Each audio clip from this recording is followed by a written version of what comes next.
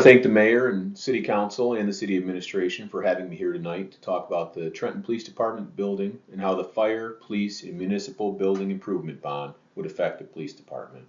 I also want to thank the men and women of the Trenton Police Department for their continued hard work and dedication to our city. The following slides will give you a quick overview of our structural and operational deficiencies due to our 97-year-old building, and where I believe a new police station can have a positive impact on officers and residents. Purpose today is review the status of the department facility, identify deficiencies discussed in the building assessment previously presented to council by the collaborative, and provide a guide as to what's needed for our future. We'll provide council and viewers with a visual representation of our current structure, provide council and viewers with information on current needs and trends of a police facility, and provide you with potential photos and renderings of needed spaces. And I want to make clear that any photos in this future needs section of this presentation are just options to get you a visual understanding and nothing that's been decided on. So let's get started and talk about the assessment completed on our police station. So what have we done to prepare for this presentation? Well, it's been months of meetings and research to gather data and information on various recent builds and trends in police station design. We attended a station design conference and had one-on-one meetings with architects regarding cost per square footage and discussion on new construction and trends of a police station design. Spoke with Wyandotte Police Department regarding their station, which is combined with their court, but 32,000 square footage is police related. Met with Redstone Architects on site and AEW Architects on site and conducted walkthroughs of our building.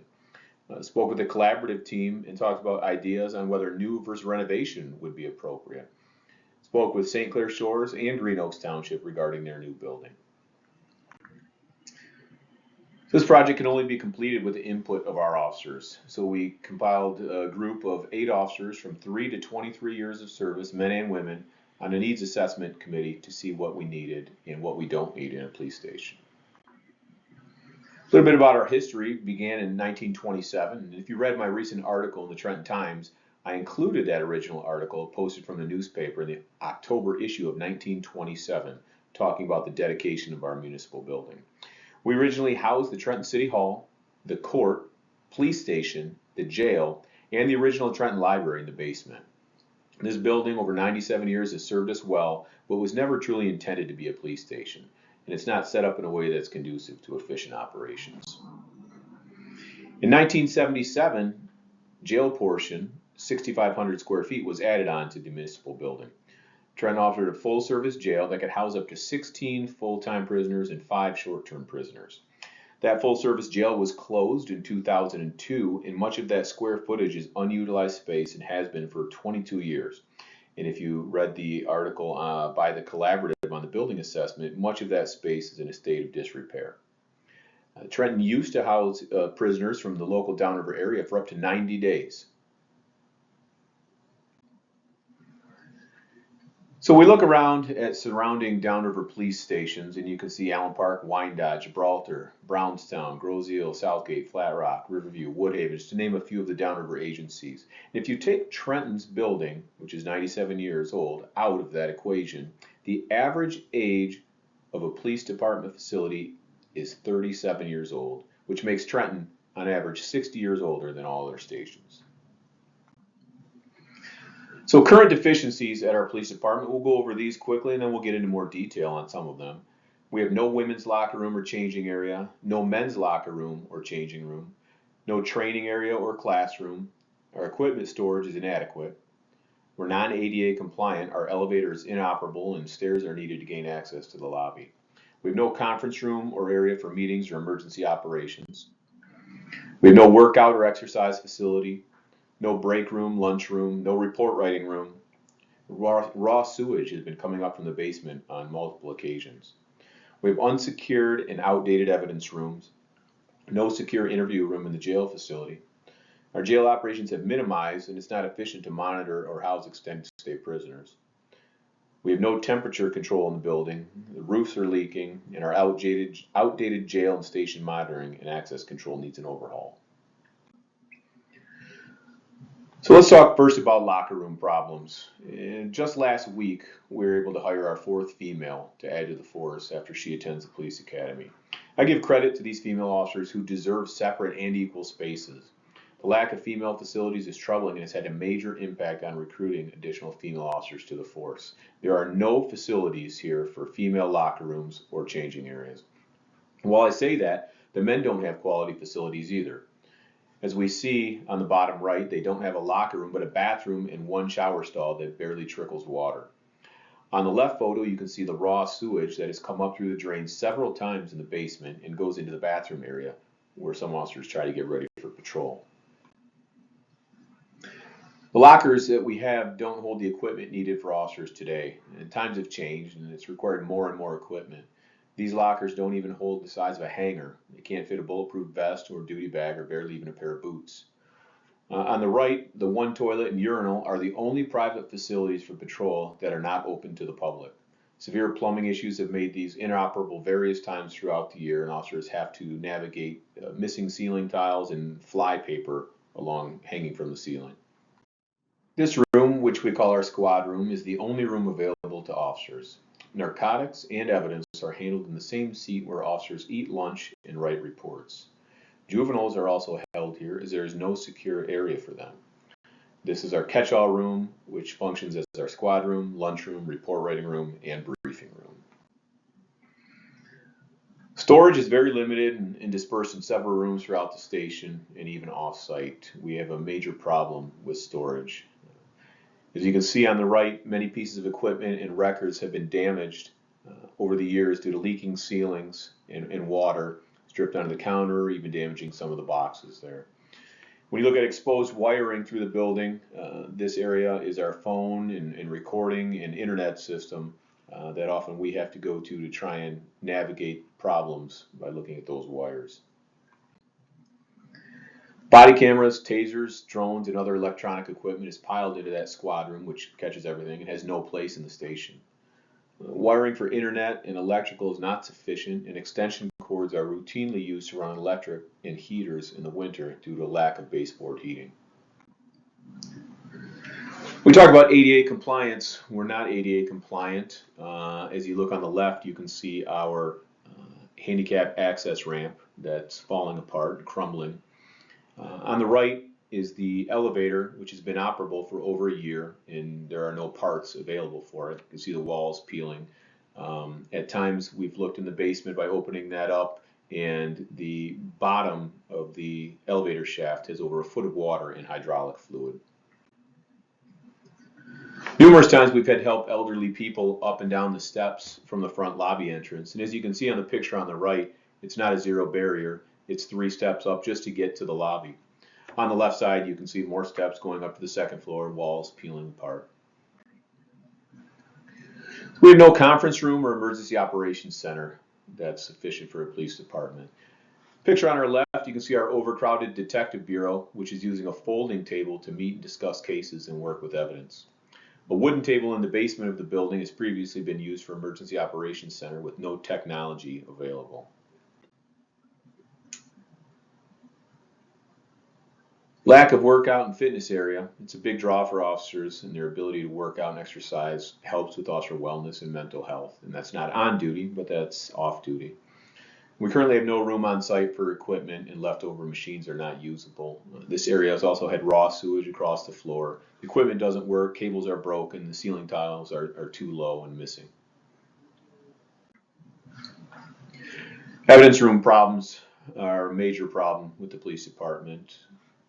We currently have 4 evidence rooms at the station, which are minimally secured and falling apart. We don't have one room large enough to handle evidence and property or test narcotics. If you look at the picture of the photo on the left, you can see water damage that's come through into the secure property room. Continuing with evidence rooms, these are 2 more on our main floor. We have ceilings that are falling out, exposed electrical. The accreditation process that we're attempting to go through requires so much more out of evidence, storage, and security in the chain of custody.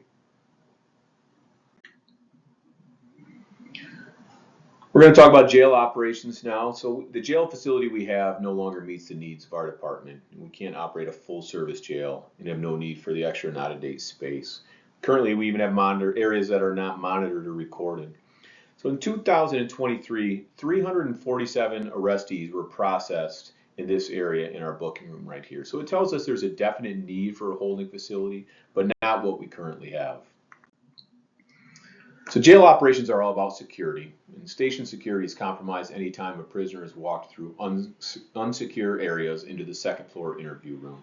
Picture on the right is our interview room in our second floor in our detective bureau. But prisoners are walked past officers and civilian employees, to exits and property before arriving at the interview room. Much like fire departments have a red, yellow, and green zone and station design, police stations have secure areas for officers, limited security for civilians, and extreme lockdown for prisoners. The process that we have has violated that premise since 1977. Picture on the left is our makeshift video arraignment room. After COVID, video arraignments in Zoom have been a big thing with the court. So you can see the leaking ceilings in a room that's really not sufficient with technology for that. A lot of structural problems here in our building, 97 years old, as you can expect. You can see on the photo on the left, there's severe cracking down the masonry wall, which leads into the jail facility. Photo on the right shows water damage in one of our janitorial closets, one of 4, and they all look the same. Water damage over the years has likely led to mold issues behind the wall. Drainage problems have gotten considerably worse over the years, and water comes through the ceilings on heavy to moderate rainstorms. The picture on the right shows an image facing north, and the masonry cracking, the step cracking, which leads to the front of the building, and you can see the cracks there as well. It appears that the building is ready to pull away into West Jefferson. Photo on the left shows water damage, again, that's occurred in a secure property room. The right photo here is the attic between the police and fire station. It's amazing when looking through the building to see some of the old artifacts and relics. And one portion has a base of a chandelier that was originally over the courthouse. And it shows that this building was never truly intended to be a full police station. Both photos in this area are facing south. The stairwell on the left photo has water that runs and drips down the wall. It causes puddles on the stairway landing. You can see the wall splitting and pulling apart. This occurs all over the station. We've done our best over the last year to hide to the casual observer with a thin piece of drywall over top, but we know there are some big issues behind that. Picture on the right is an entrance from the decaying handicap ramp. On the bottom of both sides of the door, you can see the water damage that has eaten away at the drywall. The foundation has moved or settled and made the door extremely hard to swing open or close. Buckets in this area are routinely used to catch leaks from the ceiling. Snow and rain often blow under this door. We all know parking in the downtown area is difficult, but officers' vehicles and patrol vehicles should not be open to a public alley and public parking. Over the years, we've had many encounters in our back lot with citizens or suspicious people next to patrol cars with specialized equipment. During special events, the parking lot becomes full with people parking in emergency lanes. There's also no clear area on the station for the public to park. So how the fire, police, and municipal building improvement bond would impact the Trenton Police Department.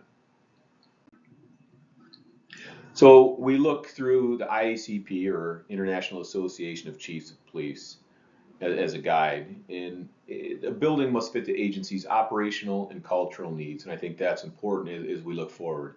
The agency's operational and cultural needs. So the useful life of a new police facility should last 50 plus years, and we're already on 97, so we've almost doubled that. And as you can see, the next bullet, most police facilities continue to operate well past their planned lifespan. And there's been major changes in technology, building code requirements, security, HVAC, and electrical issues. So a couple questions we had to ask is, how would a new facility align with our department's overall strategic plan and service goals? What does our department need to make community-oriented policing efforts work better with the community? And are operational standards or best practices of the department compromised through the use of the current facility? Now, the first two we're going to get into in depth in the next few slides, but for number 3, it's of course, back in 1927, there were no standards. Police were learning as they went.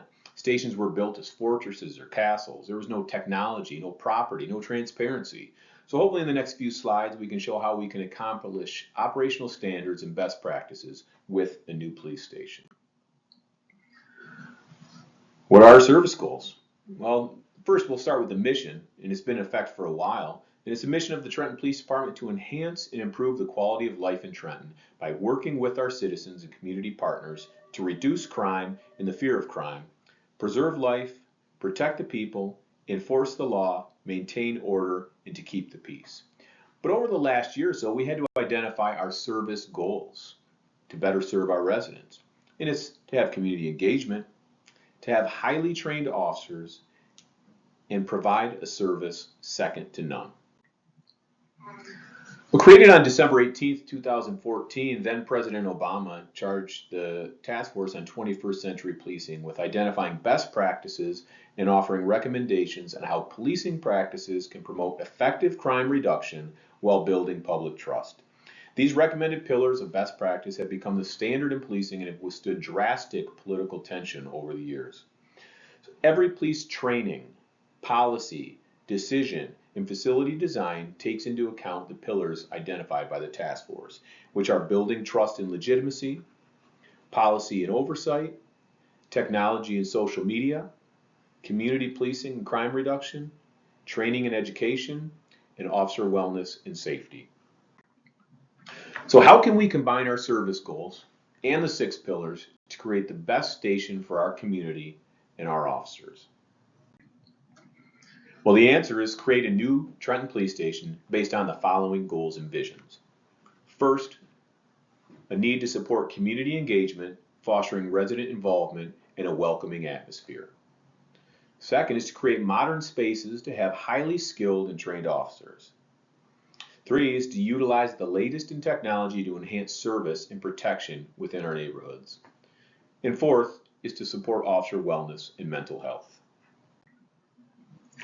What does our department need? Well, the following slides will identify future needs and a visual representation of them. And again, as a reminder, these photos are to give the viewer a general idea of the space and not intended to depict actual spaces. We'll start with locker rooms. A new locker room with lockers that can house all of the officers' equipment and separate shower and changing areas for male and female. And as you can see here, these lockers are much bigger, double doors, locks, boot lockers, bag lockers underneath. Many of these lockers now have power, have drying areas for vests, but they'll fit all of the officers' equipment. So there's many ideas. The new trend is for gender neutral locker rooms and individual shower and changing areas. Maybe I'm old school, but I still prefer completely separate areas and showers for men's and women's locker room. But you can see individual showers here in the locker rooms. There's no more community showers as the old way used to be.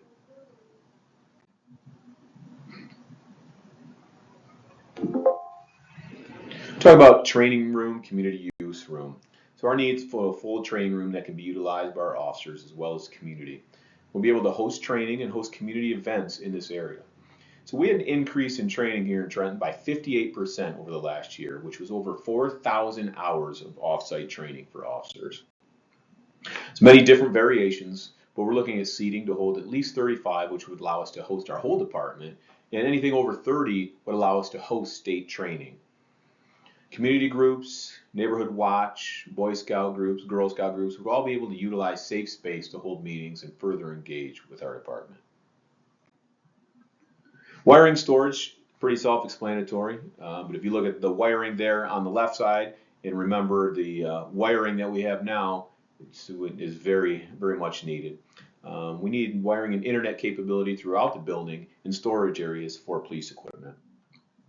Storage for duty bags, weapons, tasers, drones, body cams all need dedicated spaces, and none of these were items back in 1927. ADA compliance. We need a new entry and lobby with no barriers for ADA compliant access and a footprint large enough for a single level of service if possible. Adding a second floor would be out of necessity if we did not have the space. Stairwells and elevator mechanical units are square footage that is wasted. So the goal is to have a single story station with an inviting lobby, and the barriers for security would be built into the design outside. Emergency Operations Center, conference rooms containing up-to-date technology and equipment are needed. So the Emergency Operations Center, or EOC, should be a standalone room that doubles as a real-time crime center, looping in video feeds from across the city into one room. With this space, we would be able to readily handle any emergency and city event, plus monitor live feeds and video to enhance safety. Of course, conference rooms are a necessity for meetings and sensitive discussions. Evidence rooms. As mentioned earlier, we have 4 small, minimally secured evidence rooms. We need one space to test, bag, label evidence before it's stored.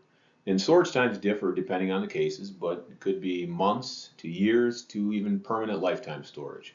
Our need is to have one secure property room that meets the size and standards for a police agency. So best practice for chain of custody allows only a minimal number of officers to handle and have access to evidence. The standard is pass-through lockers, which you are shown here. They're retrieved and placed into storage by the property officer on the opposite side, and this is an accreditation standard that we'll have to adopt. So our statistics show us that a holding facility is needed. And we'd reduce the maximum 20-bed facility we have with the ability to hold 5 to 6 short-term prisoners. Trenton is now a pre-arraignment facility only. Post-arraignment prisoners are sent to Wayne County. But in 2023, we housed 260 people for a total of 456 days. So a smaller jail holding facility is needed.